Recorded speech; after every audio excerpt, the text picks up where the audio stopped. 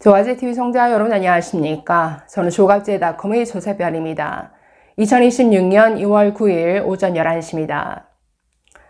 윤석열 극우정당 국민의힘의 장동혁 체제가 갈수록 극우 본능을 드러내고 있습니다. 협박이 일상이죠. 자유의지의 총합, 최고 존엄, 장동혁 대표를 비판하는 자는 누구라도 김종혁처럼 제명될 것이다. 이거 협박이죠. 장동혁 대표에게 사퇴를 요구하려거든 의원직을 걸어라. 아니 도박판에서 손모가지를 걸라는 것도 아니고 역시나 이 또한 협박이죠. 자, 급기야 저런 칼럼까지 등장했습니다. 조선일보 조선 칼럼인데 장동혁과 윤석열은 닮은 꼴이다. 장동혁이 윤어게인으로 귀결될 수밖에 없는 이유가 바로 저 때문인 것 같습니다. 자, 내용 좀 살펴보도록 하겠습니다. 자, 자꾸 뭘 걸라고 하는데 왜 이렇게 극우들은 뭘 거는 걸 좋아할까요? 전한길 씨도 저런 얘기를 합니다. 개혁신당 이준석 대표와 부정선거와 관련해서 토론하기로 했다는데 부정선거 토론하려거든 의원직을 걸어라. 아니 토론에 그냥 열심히 참여해서 토론을 하면 되는 것이지 토론하는데 의원직을 걸어야 됩니까? 자, 그래서 관련 댓글을 보더라도 왜 이렇게 내란 극우 세력들은 이렇게 뭘 거는 걸 좋아하는지 모르겠다. 이런 조롱의 댓글이 넘쳐나고 있습니다. 자, 오늘 조선일보 칼럼 보시면 장동혁과 윤석열은 닮은 꼴이다. 자, 윤태곤 정책 칼럼니스트가 쓴 글인데 같이 보시겠습니다. 정책 칼럼을 쓰는 입장에서 보면 윤석열 전 대통령 재임 말년과 지금 장동혁 국민의힘 대표 재임기가 상당히 흡사하다. 보수, 중도, 진보 등 성향을 막론하고 거의 모든 언론의 두 사람에 대한 논조가 거의 같고 다루는 글감도 비슷하다. 조금 넘어가서 윤 전 대통령 시절에 강성 지지층만 바라보지 마라. 쓴소리에 귀를 기울여라. 이력과 경력이 불투명하고 일천한 참모들을 곁에 두지 마라. 일부 유튜버에게 미혹되지 마라. 신문 방송과 유수의 여론조사를 무시하지 마라. 이런 소리를 입이 아프게 반복했다. 그래도 별무 소용이었다. 민심의 방향이 뻔히 눈에 보이는데 거꾸로 역주행하던 총선 시기부터 총선 참패 이후에도 연신 어퍼컷을 날리고 여당 대표에게 눈을 부라리다가 비상계엄으로 자폭한 2024년이 특히 그랬다. 지금 장동혁 대표한테도 다들 그러고 있다. 정치 기반이 취약하고 지지율도 낮은 장동혁은 당 안팎의 쓴소리를 못 견디고 당무감사위, 윤리위 같이 본인이 인사권을 지닌 기구에 비슷비슷한 사람들을 앉힌 다음에 정적을 제거하고 있다. 자, 지금 당무감사위원회, 윤리위원회 전부 부정선거 음모론자들이 앉아 있습니다. 그들이 앉아서 지금 친한 게 정적을 제거하는 도구가 되어 있다라는 것이죠. 자, 명분도 절차도 공감도 부적절하다는 지적이 압도적이지만 절차적 문제가 없다는 대답만 반복했다. 게다가 친위 기구나 다름없는 윤리위는 장동혁의 반대자에게 입막음하며 당대표는 당원 개개인의 자유의지의 총합으로 만들어진 정당을 대표하는 기관으로 단순한 자연인 인격체가 아니며 하나의 정당기관에 해당한다 라고까지 주장했다. 거의 장동혁 수령론이었는데 즉 장동혁이나 윤석열이나 비판의 목소리에 아예 귀를 닫고 그냥 마이웨이 하고 있다라는 거죠. 자, 계속 보시면 이런 모습도 윤석열과 꼭 닮은 꼴이다. 사면초가 꼴로 믿을 사람이 없어지니 고등학교 동문들을 군 요직에 배치한 이후에 호흡을 맞춘답시고 연일 폭탄주를 돌리며 야당 욕, 여당 대표 욕을 주입한 후 어이없는 비상계엄을 선포한 장면. 이들이 비상대권은 대통령의 고유 권한이다 라고 정당성을 강변하던 모습이 지금의 장동혁과 똑같다. 역시나 장동혁도 똑같은 길을 가고 있죠. 귀 전부 막고 자신의 주변을 전부 윤어게인 세력들로 채우고 있지 않습니까? 자, 윤석열은 민심과 국회에 의해 비상계엄 시도가 좌절된 이후 며칠간은 고개를 숙이는가 싶더니 곧 기세가 오히려 등등해졌다. 중국인에 의한 안보 위협, 부정선거 가능성 등을 갑자기 꺼내 들더니 저는 마지막 순간까지 국민 여러분과 함께 싸우겠다라고 목소리를 높였다. 그때부터 온갖 음모론, 억지를 총동원해 보수 지지층을 붙잡고 늘어졌다.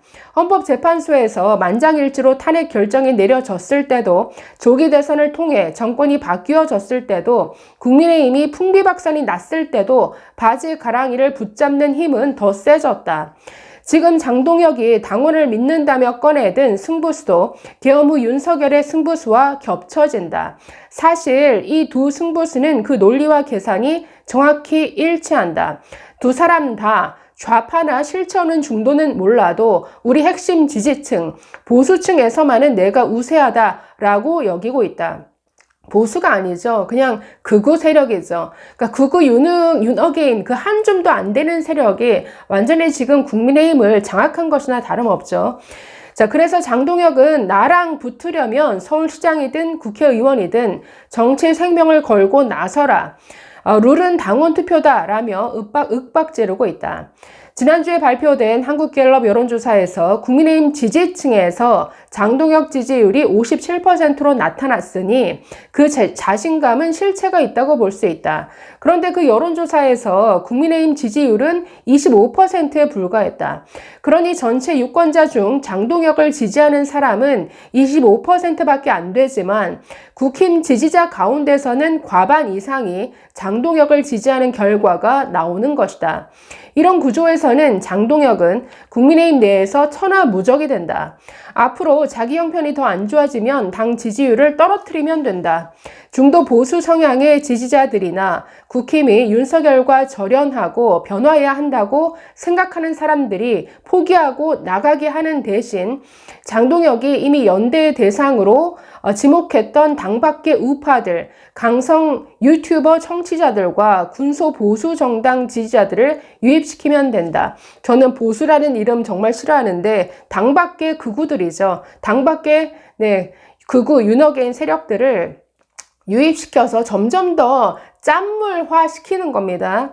자, 한동훈 제명으로 당이 타격을 입는다고? 장동혁 입장에선 천만의 말씀이다. 한동훈 지지자들도 그를 따라 나가면 더 좋다. 그들에게는. 자, 전체 국민과 국민의힘 지지층의 괴리도를 높이면 높일수록 국민의힘 지지자보다 무당층 숫자가 늘어날수록 자신을 보수라고 말하는 사람이 줄어들수록 장동혁의 지분율과 장악력은 높아지게 된다. 혹여 6월 지방선거에서 참패하더라도 그나마 중도에 가까운 지지자들이 더 떨어져 나가고 당무감사위와 윤리위만 건재하면 당권은 오히려 더 공고해질 수 있다. 그러면 윤어게인도 국민의힘 안에서 지분을 늘리게 될 거다. 자, 그렇기 때문에 이 칼럼을 통해서 우리가 깨달아야 될 것은 착각에서 깨어나야 한다라는 것이죠. 더 이상 국민의힘은 보수가 아닙니다. 그렇기 때문에 보수의 한 축이 극우가 아니라 보수의 적이 바로 극우인 거죠. 그렇기 때문에 이 극우를 누가 심판해야 된다? 내가 보수라고 하는 사람들이 이 극우 윤어게인을 심판해야 하는 것이죠. 절대 같이 갈 수가 없는 존재들입니다. 자, 그래서 지금 국민의힘은 그야말로 극우 윤어게인 세력에 납치되어서 점점 더 짠물화가 되어 있는데, 그러니 그들에게는 뭐 국민들의 지지 이런 거 다 필요 없고 어떻게든 이 국민의힘을 장악하면 되는 것이죠. 뭐 이들의 바람대로 되어가고 있는 것 같은데, 지난주 갤럽 조사에 이어서 오늘 리얼미터 조사에서조차 국민의힘 지지율을 더 떨어졌습니다. 보통 리얼미터 지지율이 ARS 조사이다 보니까 국민의힘 지지율이 상당히 과표집되는 경향이 있죠. 이런 리얼미터 조사에서조차도 국민의힘 지지율은 떨어졌습니다. 민주당이 지난주보다 3.7%포인트 오른 47.6%를 기록했는데 국민의힘은 2.1%포인트 하락한 34.9%가 나왔습니다. 47.6 그리고 34.9. 지난주 갤럽 조사 민주당 41%, 국민의힘 25%였죠. 다른 모든 조사에서 거의 20% 초반대를 계속 유지하고 있는데 이 두 당의 격차가 점점 더 커진다라는 거죠. 그래서 양당 격차가 리얼미터 조사만 보면은 지난주에는 6.9%였는데 이번에는 12.7%포인트로 그 격차가 더 벌어졌습니다. 이게 지금 장동혁 국민의힘 체제가 만든 결과인데 오히려 이들은 이걸 더 바란다라는 거죠.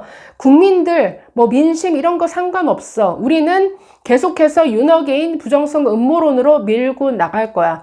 그러니 보수가 이제는 국민의힘을 버려야 된다라는 것, 이게 더 분명해지는 것 같습니다. 감사합니다.